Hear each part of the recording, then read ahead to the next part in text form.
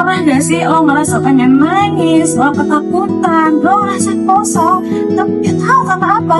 Padahal ya, hidup lagi baik-baik aja, gak ada masalah, pekerjaan stabil, keluarga humoris, temen banyak yang support, dan gak kekurangan sama sekali. Tapi kayak ngerasa hidup tuh merasa kosong dan apa yang sebenarnya selama ini gue cari? Bukan karena gue lagi sedih atau bukan karena gue lagi banyak masalah, tapi kayak sebenarnya gue tuh mau apa sih? Apa gue merasa aneh ya?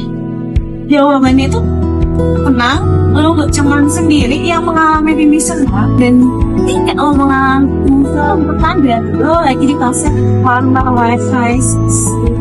life crisis itu dialami oleh orang yang umur 20 tahun sampai 30-an awal. Mereka itu mengalami krisis identitas. Tapi tenang aja, itu bukan satu kelemahan kok, tapi sebagai satu tanda lo mulai sadar kalau ada yang hilang dalam diri lo. Tapi seringkali kita tuh merasa kehampaan atau kekosongan dalam hidup kita itu disebabkan karena kita kurang secara finansial, kita belum punya pasangan, belum punya rumah, belum punya mobil. Tapi ternyata yang hilang itu tuh bukan barang, tapi bukan pencapaian, makna. Seolah hidup tapi nggak berasa hidup. Bangun setiap pagi tapi nggak merasa excited. Bahasa gampangnya, karena lo belum jujur sama diri lo sendiri. Lo belum merasa memilih hidup ini karena itu tujuan banget apa yang gue mau, bukan karena disuruh, bukan karena dihidup, atau bukan karena mengikuti standar orang lain. Hidup ini bukan cuma soal aman, tapi soal makna. Lo gak hidup cuma bayar tagih syah, lo gak kerja cuma buat di akhirnya. Lo di sini bukan buat ngejalanin skenario orang lain. Lo di sini buat bikin siapa diri lo sebenarnya, dan buat ngelakuin hal yang bikin hati lo itu benar-benar hidup. Jadi mulai sekarang coba ya tanya ke diri lo sendiri, apa sih hal yang bikin gue merasa hidup? Wah, aku gak dibayar. Apa yang sebenarnya pengen gue kasih ke dunia kalau gak ada yang ngejudge atau nilai gue? Siapa sih gue? Kalau semua dolar, jabatan, dan ekspektasi orang lain udah lepas gitu aja dan tenang, lo gak terlambat ketika mengalami ini. Lo cuma lagi pulang. Semua orang punya waktu bangkitnya masing-masing. Lo gak ketinggalan, lo gak terlambat. Lo cuma lagi nyari jalan pulang ke diri lo sendiri. Dan percaya deh, hidup yang lo cari itu bukan yang ada di luar sana, ada di dalam diri lo sendiri. Jadi versi terbaik lo, bukan versi yang paling sempurna, tapi yang paling jujur. Coba tarik nafas, take your time, pelan-pelan, gak apa-apa ya merasa kosong. Itu awal dari perjalanan pulang.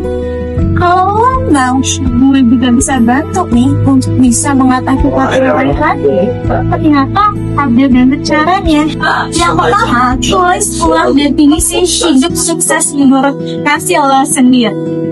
Stop dulu ngikutin definisi sukses menurut standar orang lain, tapi mulai bertanya pada diri lo sendiri. Kalau gue gak ada yang menilai, gak ada yang judge, gue pengen hidup seperti apa sih? Gue pengen hidup lebih slow, gue pengen hidup banyak orang, atau cuma punya waktu gue sendiri aja. Tulis yang benar-benar jaga definisi itu, karena lo itu merasa cukup ketika mengikuti standar dari orang lain. Yang kedua itu ngelakuin hal yang bikin lo ngerasa tegak setiap harinya. Gak perlu harus keren, gak perlu harus sangat produktif, hal simple, dan itu bikin tenang hidup lo. Seperti nulis jurnal, gambar kisah lo aja, ngobrol dari hati ke hati sama orang terdekat atau tersayang kita, atau bahkan baca motivasi atau inspirasi. Dan sesimpel kita hanya mendengarkan musik favorit kita. Yang ketiga itu, jadi lingkungan itu harus banget ya, jangan terlalu lama sama lingkungan yang toksik atau red flag, tapi bikin lingkungan lo itu nyaman. Gak harus lo tuh pura-pura bahagia. Dan ketika di media sosial sosial, kita menjadi pura-pura bahagia, pura-pura mencapai sesuatu. Yang keempat itu, bikin proyek kecil yang bermakna buat hati lo. Kayak, nggak harus proyek gede, tapi bermakna. Kayak, mungkin nulis blog, atau mungkin kayak gini kan sebagai lulusan dari komunikasi. Nah, gue tahu apa yang bikin gue bermakna, yaitu nulis buku. Nulis buku itu tentang self-psychology. Nah, harapannya dari buku yang dia tulis ini, gue bisa bermanfaat kepada orang lain, pada orang yang ngerasa nampak, atau pada orang yang ngerasa kehilangan arah. Jadi dengan self-psychology ini, mereka tahu makna hidup, tahu apa kurangan dan kelebihan mereka, dan tahu potensi besar yang ada dalam diri mereka. Kayak gini, gue bikin suatu konten yang gak keren-keren banget, tapi gue yakin konsistensi gue alasannya ada di luar sana yang terinspirasi atau termotivasi dengan tantangan dan gue bikin. Dan itu adalah suatu kebermaknaan. Self-actualization itu juga gak melulu soal cari jati diri, kadang juga soal ngasih bagian terbaik dari diri lo buat dunia. Dan dari situ rasa hampa itu mulai tergantikan dengan rasa berarti dan penuh makna. Yang kelima, luangin waktu buat dengerin diri sendiri.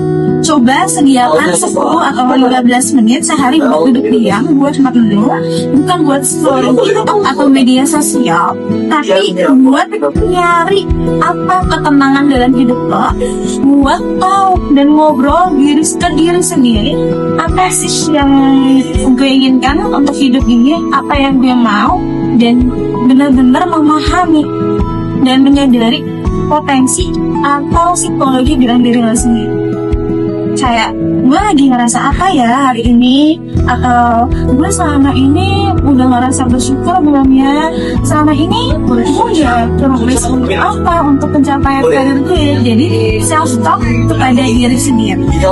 Dan akhirnya self actualization itu bukan tentang jadi orang hebat, jadi diri lo sendiri. Nggak semua orang cocok jadi konten kreator dari patok aktif. Jadi semua orang termasuk lo itu punya ruang untuk tumbuh jadi versi terbaik daripada lo sendiri.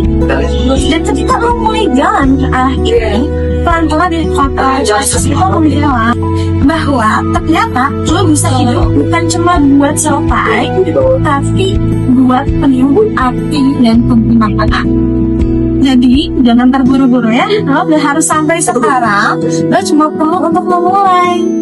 Satu langkah jujur jauh lebih berharga daripada 1000 rencana yang gak pernah lo lakuin. Mulai sekarang, mulai dari hal kecil aja, karena lo pantas untuk hidup yang lo rasa benar-benar lo yang kelas sendiri, bukan sekedar hidup yang baik-baik aja, tapi hidup yang ngena banget di hati dan yang sebelum kita berbahagia setiap harinya.